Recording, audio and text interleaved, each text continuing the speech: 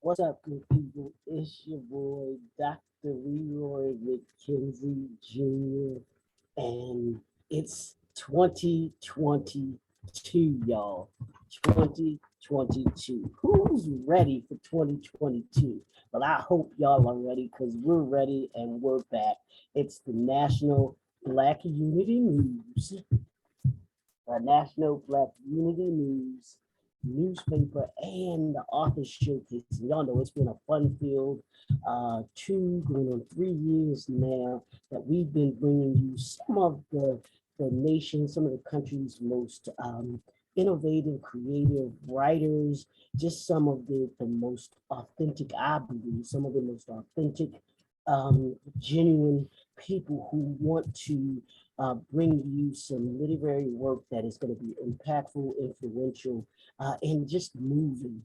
Not only do they have a great mission, the message, the movement, the motivation, all of those things behind what it is that they do. So 2022 is going to be no different than any other year that we bring you these artists, that we bring you these writers, that we bring you these authors, and we're starting off this year with just a phenomenal young lady that we're going to be talking to in just a couple of minutes, and she's going to tell us all about who she is. She's going to talk about the book series that she has written. Yes, I did say book series that she has written that is specifically geared towards children. And we'll get in more to that in just a second. But I want to thank y'all for tuning back in with us. We are here. We have a whole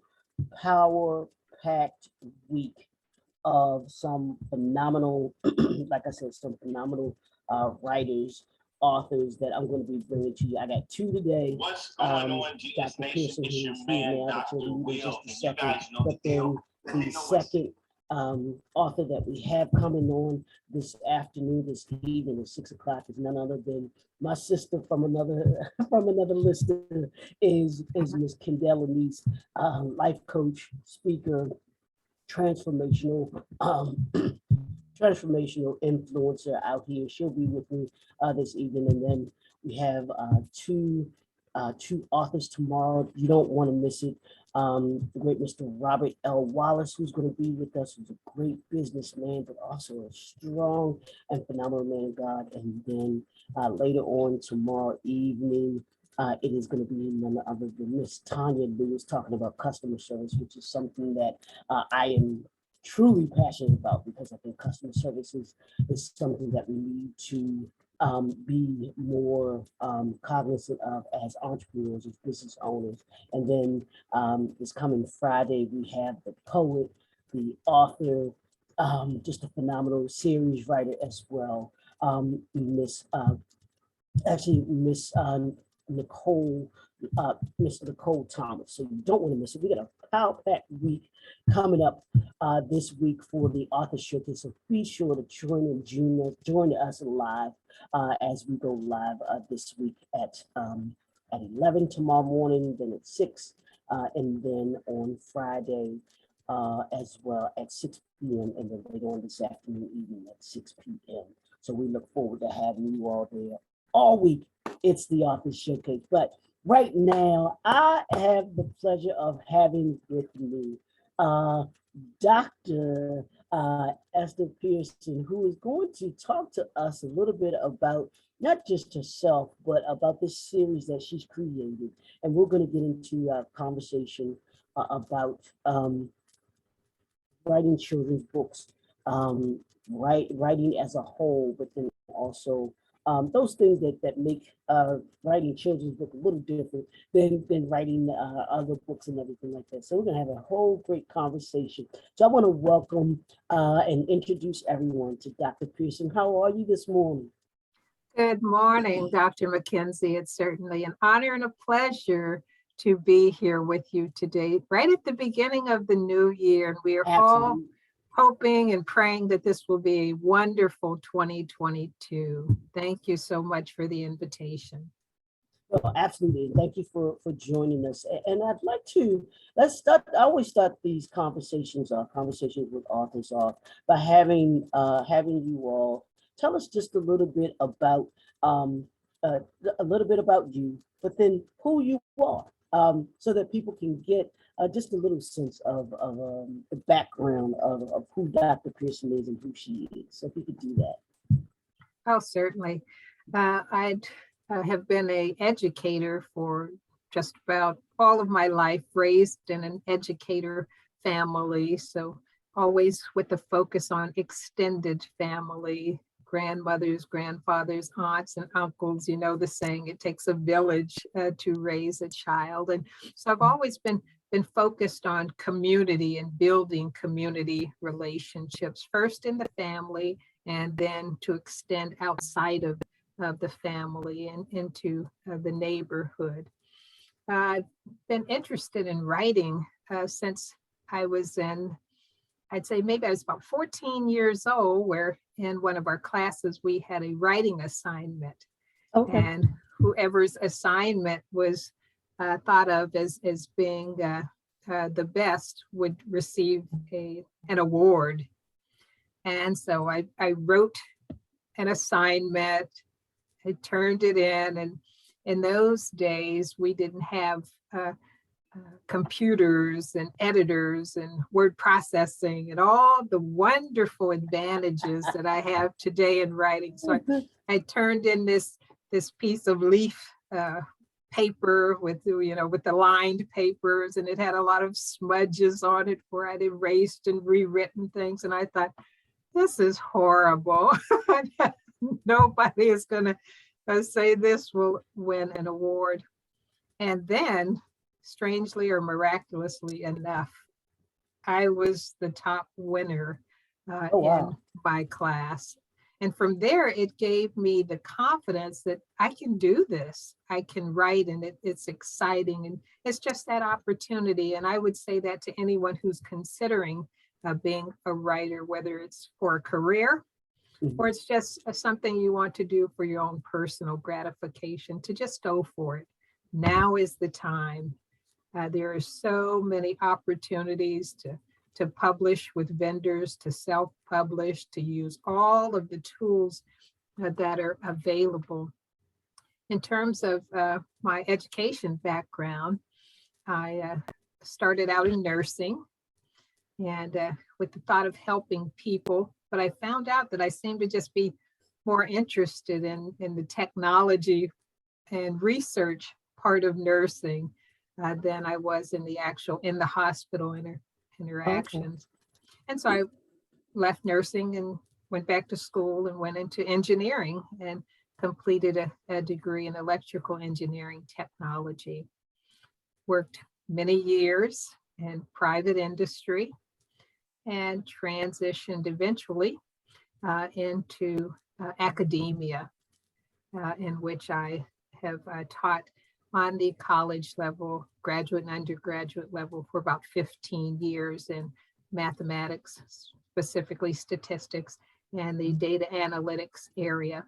But always in the back of my mind was that, you need to write more, not just research papers, but write in order to encourage, children, and so that they can see that, all of the possibilities that are available to them.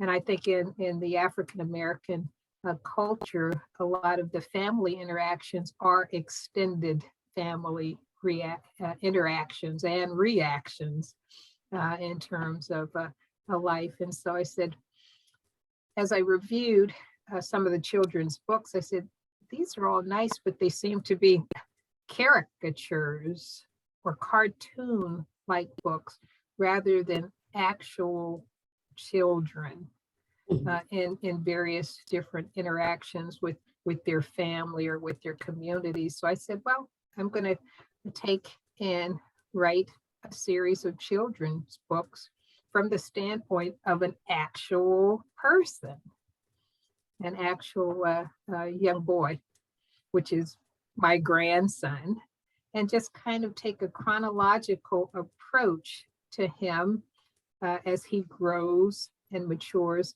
along with his grandfather, interactions with his grandfather. And that way you connect the ages and you take a look at the various rites of passages of young African American boys and how they interact with their families and in the community. And so that's kind of my background and how I got started. And it's certainly been a wonderful time. I write one book a year Okay.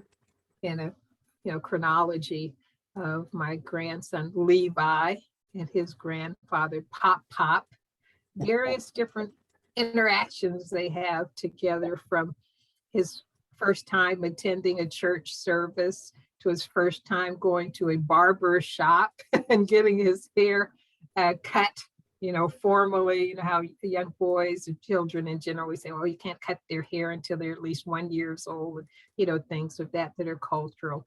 And so I had written a series of books, Levi and Pop Pop Go to Church, Levi and Pop Pop Go to the Barber Shop, Levi and Pop Pop Discover Their Ancestry.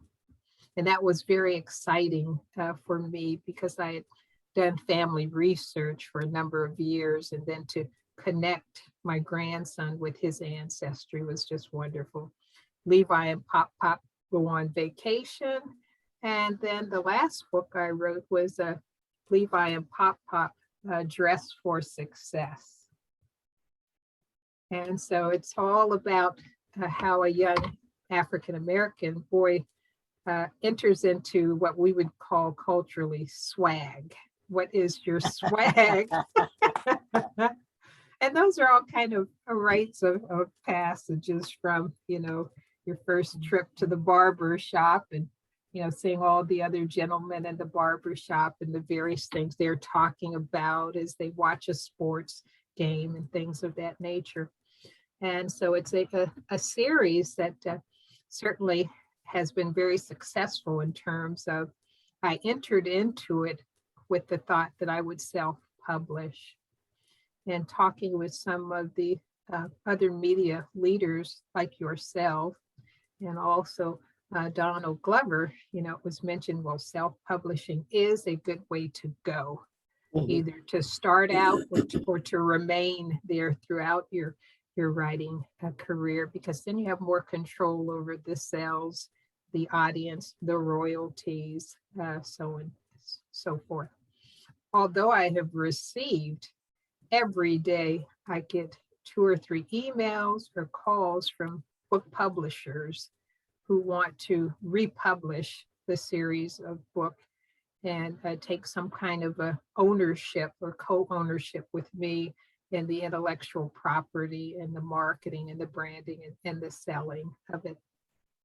But I've always been kind of leery of those book agencies or book publishing companies, because there's always been this, well, you invest, $1,000, $800, and then we'll invest a like amount and we'll go forward that way.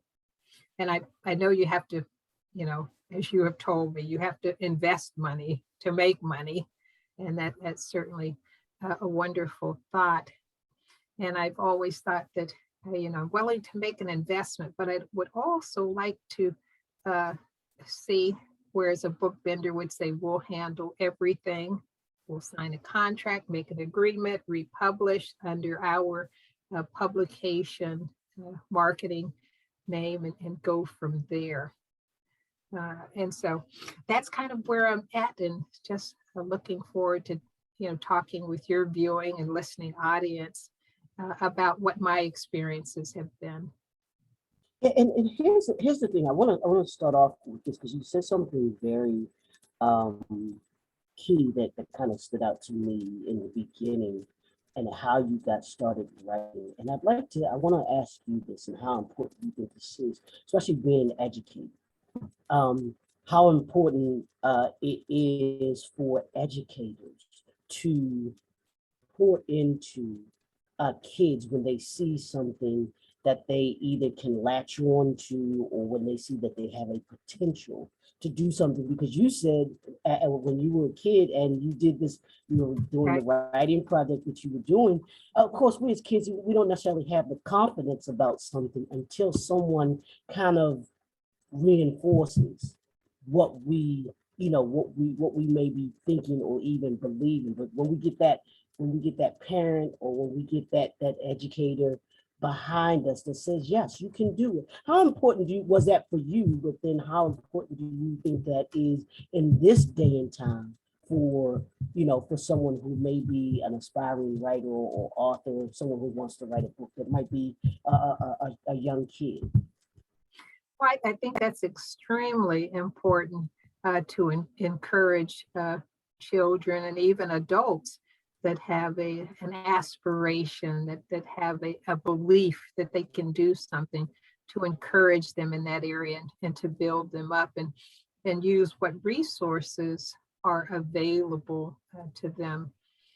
I know I had, doubts, will I have the right spelling? Will I have the right grammar, the right syntax?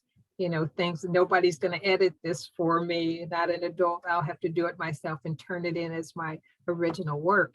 But then the encouragement when I found that I actually won, the award for the paper I had written, that we have to pay attention to making those opportunities available to children. I know in schools, children have to certainly learn to spell, learn to write, use dictionaries, as they matriculate from, elementary school forward. And teachers can see and do notice students that seem to have a proclivity in that area of writing and speaking.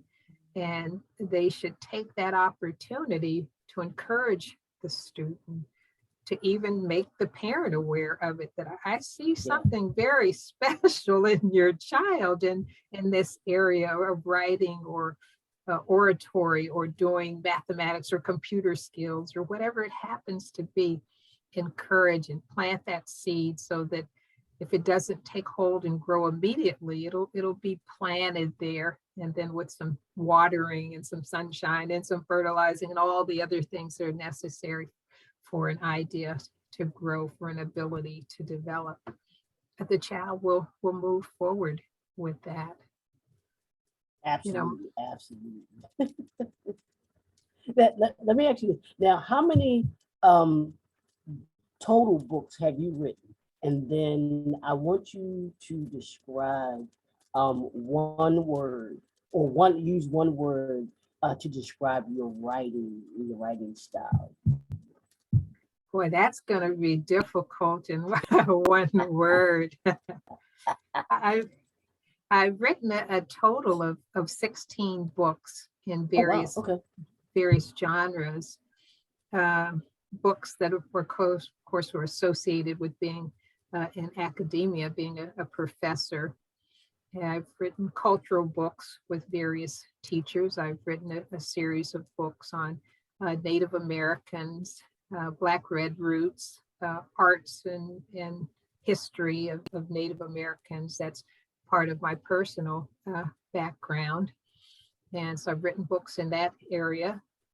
I've written books in the area of theology, that being part of my family and personal background of being, raised in the church and things of that nature, and doing a study.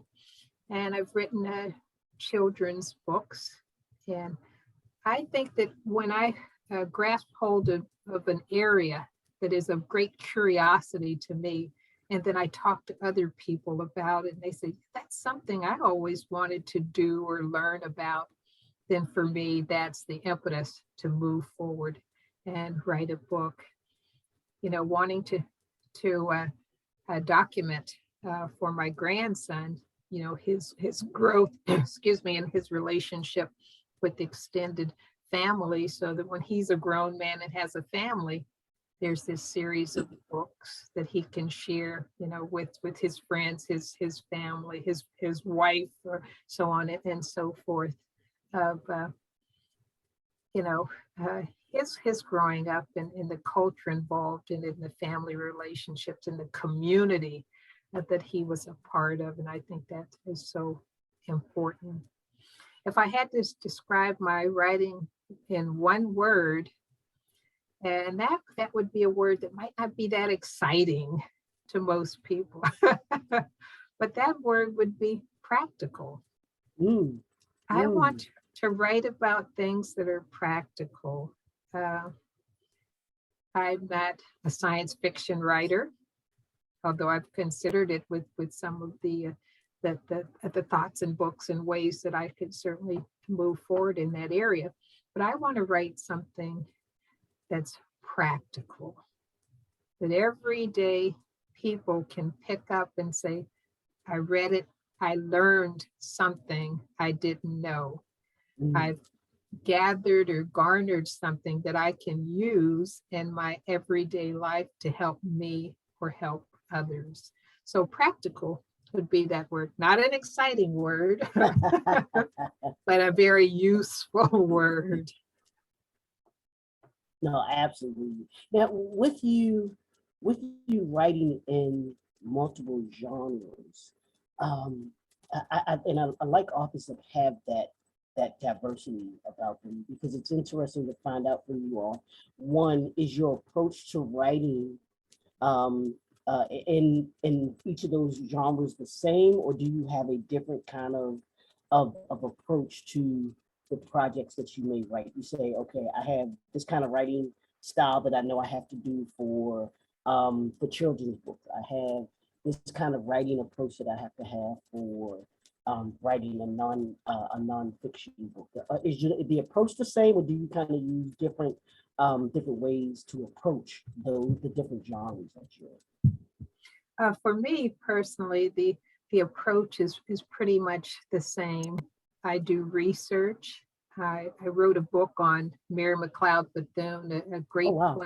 black educator and statesperson and advisor to 5 presidents, and her relationship with Eleanor Roosevelt. I wrote a book about that in 12 years ago. And that was just something I was interested in because I was involved in a community school, the Mary McLeod Bethune Institute for Young Urban Women. Okay. I was the executive director for that Saturday Academy hosted out of Northeastern University. And so I researched Mary McLeod Bethune, and then I wrote the book from that. 12 years later, I got contacted by a film production company and wanted to use this book for research material or consideration in Oh, terms of a possible movie that they would nice. make about the two women. And so that was like, well, 12 years later, who would have known? Because that was many books ago. And so I do the research. And then I combine the research with modern day events, cultural activities that I've been involved in. And then that's the way the book just kind of organically develops for me. Mhm. You know, I start with a chapter approach, meaning starting with themes, and out of those themes develop chapters, and then out of those chapters develop specific areas and points that I want to make. And I engage others as needed for their expertise. I've co-written 2 books on Native American arts and history, and I engaged an art professor, and she did the artistry portion of the book, and I did the history portion of the book. So I'm not adverse to working with others and depending on their area of expertise. So it starts for me with research and then moving from there to themes and ideas and chapters and then the content. No, absolutely, and I love that, and I love that because it's just always fascinating to me when authors who kind of, like I said, navigate through different types of genres, their approach um, to what it to how they go about writing those particular in a particular genre and everything like that. But I'd like to ask you. in in your book series, the Levi and Pop Pop series, what is it that you would like the reader to come on or readers to come away with after reading, the series and a particular book? What do you want them to come away with? Well, I want the readers to come away with that these experiences are real people experiences. They're not caricatures or cartoon people with these various themes. That these are real people, real interactions across families, extended families, real relationships that are being built that demonstrate love, also demonstrate a building of self-esteem and youth, and building of a certain competency in terms of things I can do, things that I can be involved with, things that build families and build communities. I know the African American community has been under attack for a very, very long time.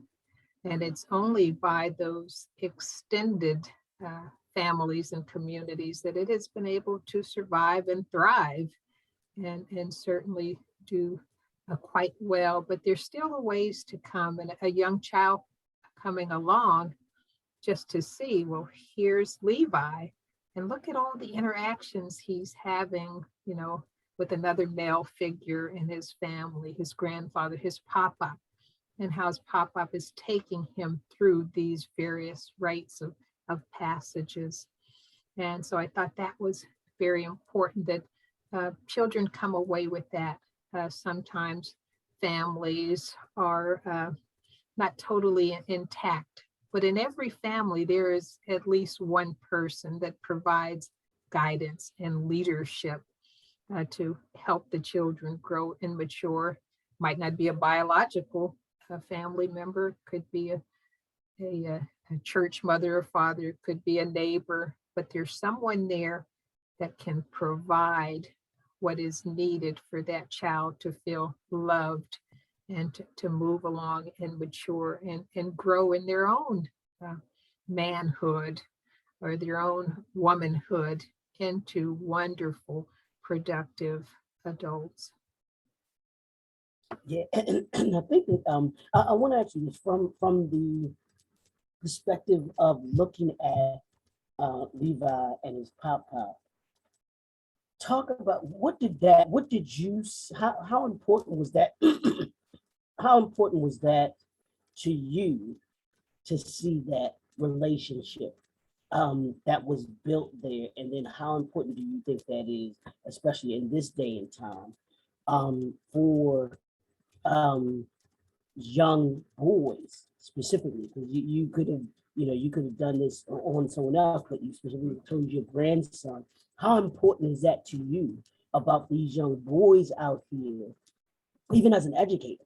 How important it is for young Black boys to have those images of positive Black male figures in their lives and the pouring into them? It was very important to me, as I mentioned. I'm a writer and an educator, and I've come from a family of educators. My sister, Dr. Irma Jean Sims, she has dedicated her entire life to diversity and to working with children of color. And she mentioned to me, she said, sometimes I wonder, in terms of there's this prevailing thought of, preschool to prison pipeline already set up for young African American males. And there's a lot of research on that.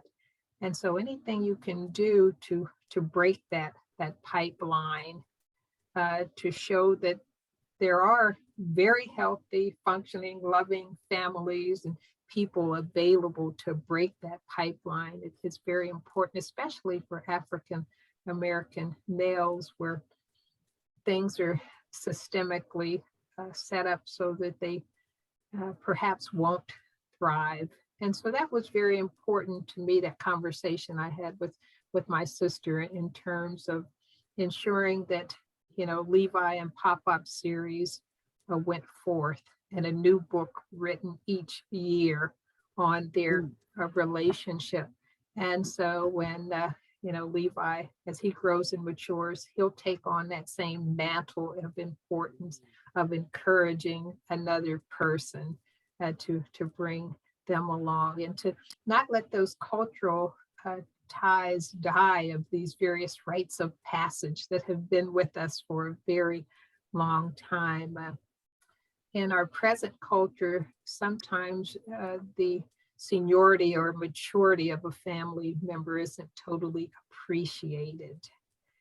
And so there's so much to be learned from people that have already gone through the things that you're going through or will go through in the near or not so near future. And, how were they able to be guided and directed and make their way through these various passages of life, be they cultural passages, academic passages, community passages, what government passages, whatever they happen to be. There's a guideline now in place for Levi and for all the other children that parents have purchased this book and read it. I had a young lady buy the book for one of her nephews, and she took a picture of the nephew reading the book, and it was the book Levi and Pop Pop Goes to Church. And he sat there and he read the book, and it's on a level that a 5-year-old through an 8-year-old would be very comfortable reading it. And then above that, and after he read the book, he said, "This is great. When can I go to church?" Because he had never been to church. And that kind of caught her by surprise. She said, "I never thought about it." Yeah. So it introduces, new thoughts, new ideas for the whole family to consider. I love that. I love that. That's awesome. Awesome. Now, I want to ask you, what does the title Levi and Pop Pop ... Because you have several of them. What does that mean to you? What do those titles mean to you? Various experiences that have just, stood out to me. Levi and Pop Pop go to the barber shop.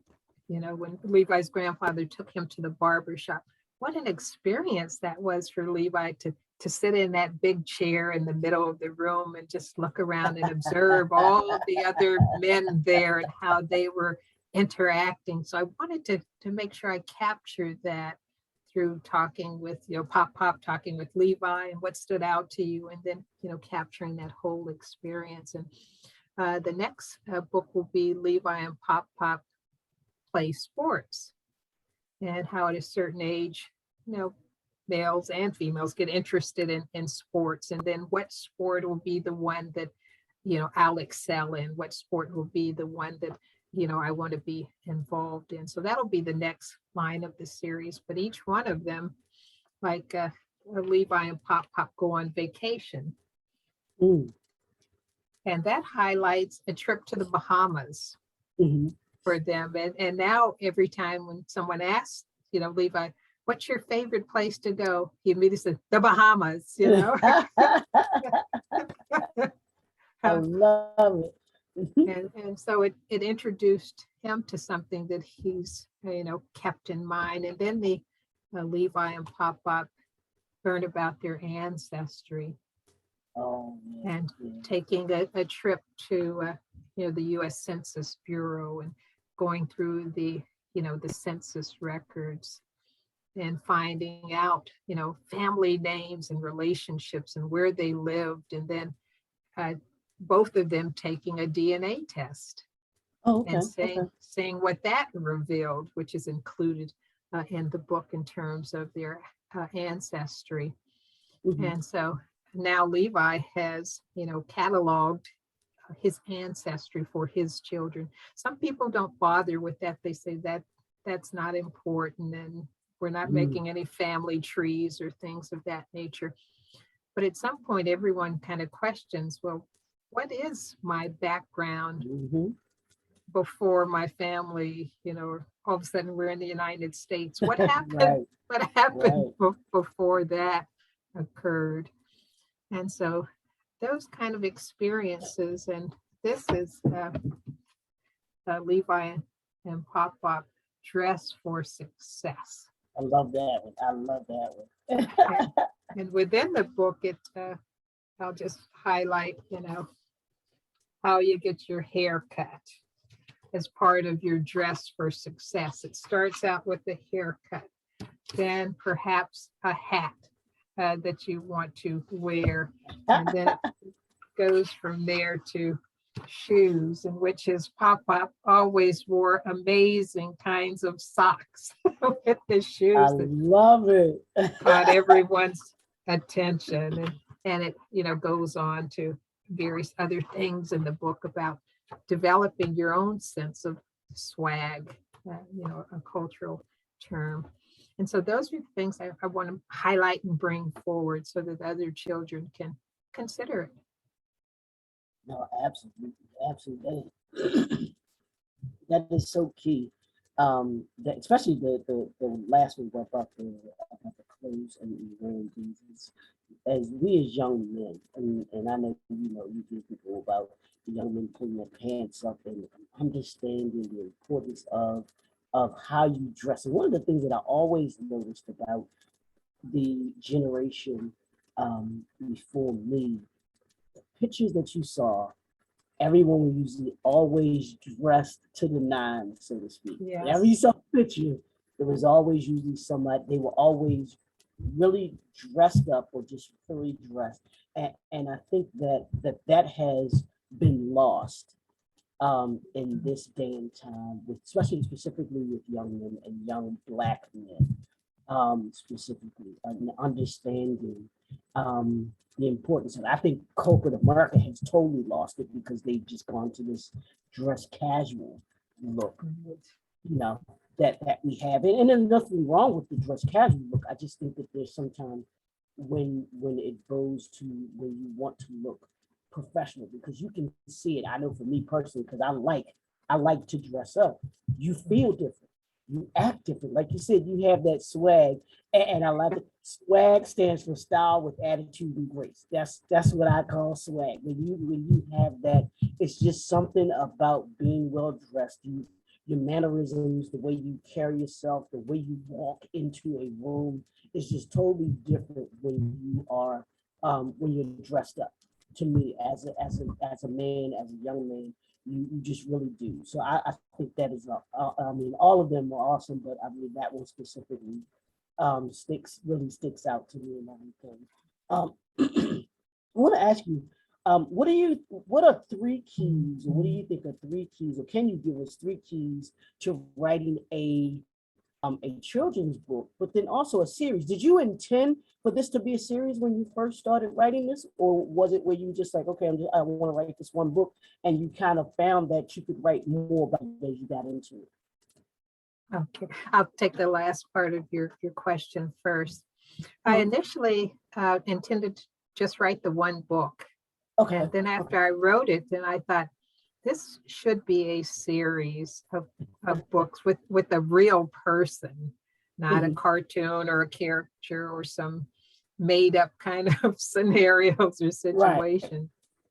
It could be a series that would be very encouraging to other boys and young men. And so the one book developed into a series. And each year, as I mentioned, I'll add another book, write another book to that series, so that it's a wonderful chronology of growth from a boy into manhood. I think three keys specifically for children's books is they have to be believable. If it's going to be nonfiction, has to be something that's relevant to the reading audience. It has to be, secondly, at a level, the correct level that it can be read as a children's book, not a lot of words that only a college professor would be able to understand. It has to be readable for a specific age group. And then lastly, at least for my thoughts, being a children's book, it has to be something that catches their attention in terms of color, in terms of images that are in the book, and in terms of various graphics. And that provide indeed for the students something that they can, the children, something that they'll be attracted to and want to read. Other Wow. books base it on your interests. What is your expertise that you want other people to know and be excited about? And that's what I've done. And books other than the ones that are of the children genre. Absolutely, and that's awesome advice. I think that's a great way to look at it and to approach being a writer of a series, and then also being a writer of children's books, or even just your books in general, having that kind of approach. Now, what advice would you give to an aspiring author about telling a good story and telling a good story and writing a book? I would start out with what is your interest that other people would benefit from knowing about. And then based on your interests, just take a journal, a notebook, and every day begin to write something down in terms of that theme of your interests. And when you get all done, you may have something that is logically organized, or you may have to take various sections and move them around to get them into a topic or a topical area. But just get started. I talk to so many people that say, oh, I wish I could write a book, or can you help me write a book? And that's where it ends in that conversation. There's no get out and make it happen. And so you just have to get started. Even if you just write one line a day, you're making progress. Yeah, and that's what I tell people too. I tell authors that even those authors that say that they get stuck or that they have these writer's block. I said just start off by writing for 15 minutes. 10 minutes, 15 minutes, whatever it is, like you said, because what happens is as you begin to write, even for those few minutes, you'll want to complete a thought. You want to complete what it is that you're trying to say, which as you start to move more, as you start to want to write more, you'll start to write longer because you'll find a couple of thoughts will follow each other. You're like, oh, I gotta finish this thought. Oh, but this thought gets attached to another thought, and then another thought gets attached to another thought. You find yourself kind of a snowball thing where you begin to write more. So just like you said, just start writing, even if it's a line, even if it's 5 minutes, even if it's 10 minutes, even if it's 15 minutes, just begin there. I think that's excellent advice for people so that they have an understanding of just putting something on paper or putting something on your computer so that you begin to complete those thoughts that you have. So you got this series now. What's next for you in 2022? Are you going to be adding to the series, or are you going to be starting another series? Yes, I'm determined in 2022 to write that next book of Levi and Pop Pop Play Sports. Oh, okay. And Okay. Pop Pop is involved in basketball and some golf, and in his lifetime he's played other different sports, and so Levi is now getting introduced to sports. He's as in a fitness class. He's taking a basketball class for 6-year olders, and he finds out that part of his ancestral background is to come from people that are 6'7", 6'8", 7 foot, and so he's in a 6th grade class and he's as tall as the 9-year-olds. Oh, wow. So, okay. So if he has, some physical attributes that would play well with certain sports, and to investigate it, check it out, soccer, basketball, football, baseball, golf, tennis, give them all a try, some exposure and experiences, and see which one brings you the most personal satisfaction. Yeah, and I love that. And that's the thing, as children, they should be exposed to as much as possible so that they can figure out what it is that they do like. When they have those options like you just gave before them, then they can say, yeah, no, I didn't like that, or I did like this and I didn't like that. Because I know for me as a child, my mother had us involved in different things, and I played different instruments. I played the snare drum, I played the trumpet, and I played the piano. And it was a thing that the trumpet was a little bit too hard for me. I just didn't like trying to have to blow. Saxophone probably would have been better, but I love the snare drum. But the one instrument that I wish I had stayed with was the piano. And every time I see someone play the piano there, or my mom and I together, and we see something, be like, see, I should just kept playing kept playing the piano, playing the piano. But you never know what will stick, and you never know what you will become to enjoy. And even my sisters, they play different instruments too, from the flute to the clarinet, all of those things that we got involved in. I got involved in sports, of course, and playing basketball and football, because that was what my dad did. My dad was an educator. He was a phys ed teacher, but he also coached basketball, coached football, coached track. So I was introduced to all of those things that were around me because of them. And when you introduce children to those different aspects of life like that, then they get to figure it out. They get to say, oh, yeah, no, I don't like that, or I like math. Someone may say, I like mathematics, or I like science. All of those things we get to kind of navigate through and have.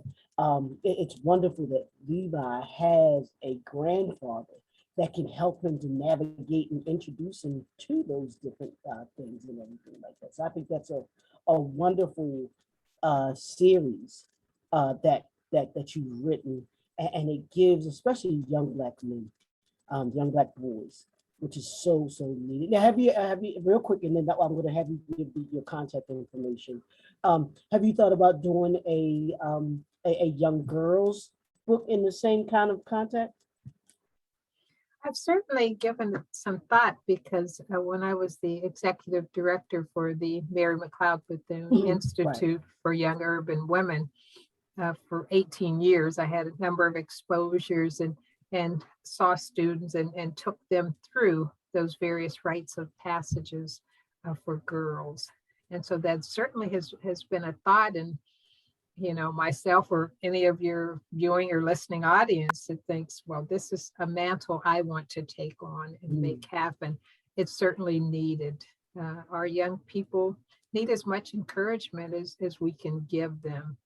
And it's certainly appreciated as they mature and grow and go through these various passages into adulthood.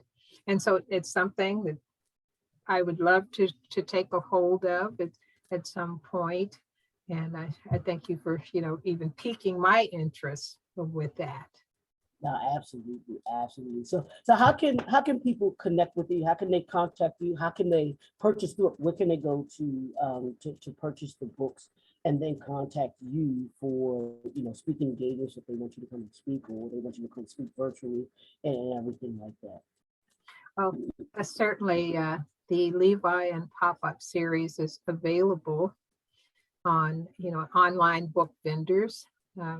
Most people immediately comes to mind Amazon, their opportunities to buy books online. So it's certainly listed there.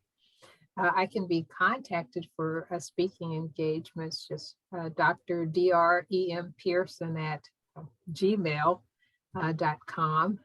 would be certainly a way to contact me in terms of speaking engagements or interest in, you know, books or buying a volume of books for a library or for a school system, that would be certainly a quick way. That's the email I generally give out and focus that on my writing. So I certainly love to hear from as many people as have an interest in and that would like to work with me for this kind of community building movement. And I certainly appreciate your time, Dr. McKenzie, and this opportunity to be live on your media site. And you're a wonderful man and a writer yourself.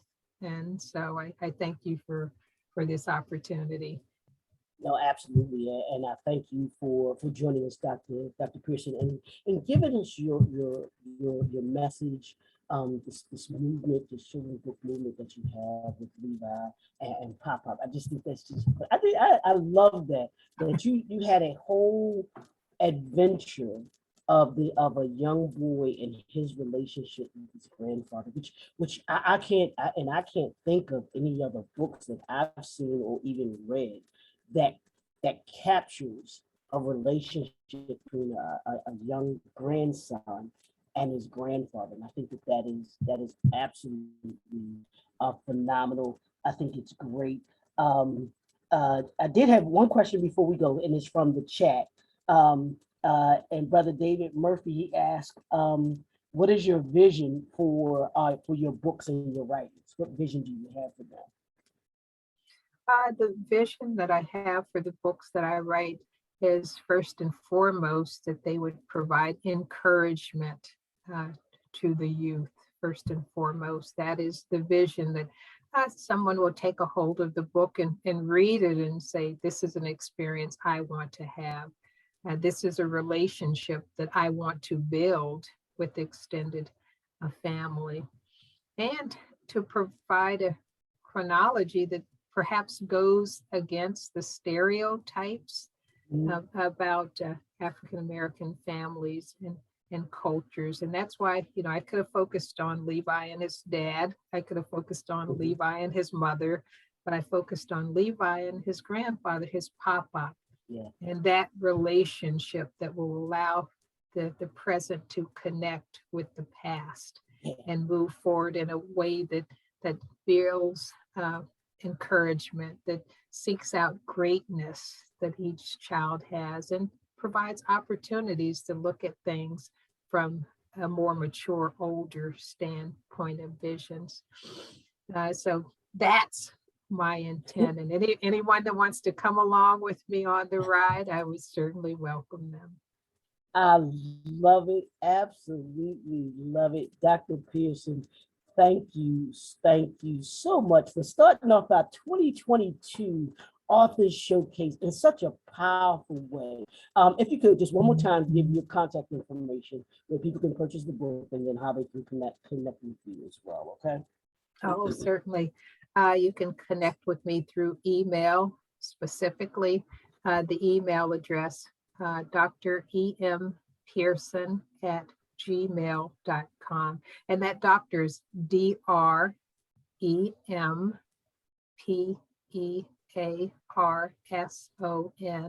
at gmail.com. Thank you. See, I can tell you're educated because you spelled it out. Nobody had to even tell you that.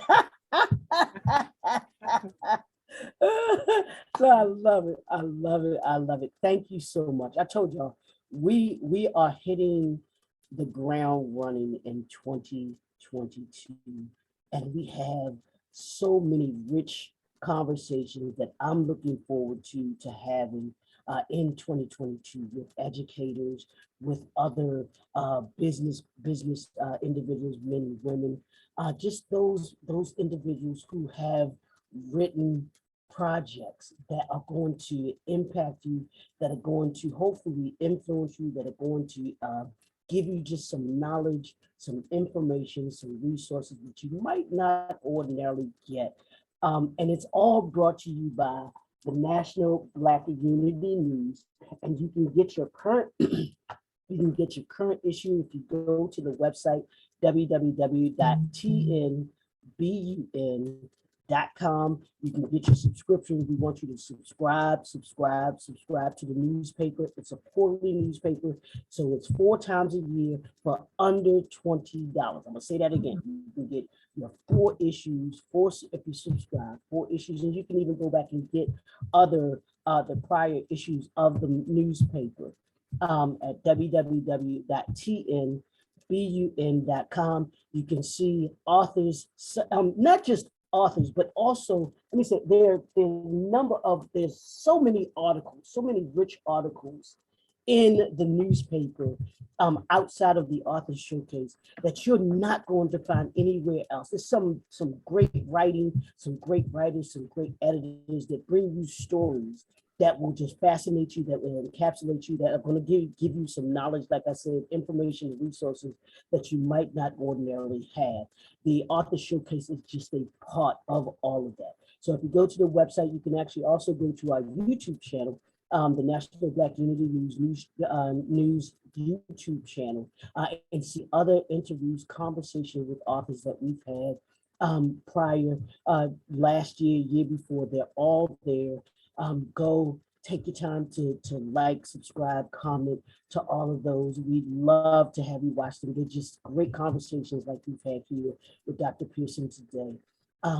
Because the National Black Unity News is for the community, in the community, about the community, and we're solution oriented, as our fearless leader, our brother David Murphy says. We're a solution oriented newspaper. It's the #1 Black owned newspaper in the country. So what other place can you go and see authors that look like us, that talk like us, that give us information that we need about us, in other than the National Black Unity News?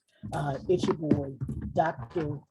Leroy McKenzie Jr. I want to thank y'all for tuning in. Thank y'all for being with us today. Don't forget, this evening, 6 o'clock, I'm going to be back live again with my second author of the Author Showcase of 2022. And that's not other than life coach Kendall Denise. We hope you all can join us. We'll be live right back here on the National Black Unity News newspapers page. And we hope to see y'all. We'll talk to y'all soon. It's 2022. It's building season. Let's go. Thank you. God bless.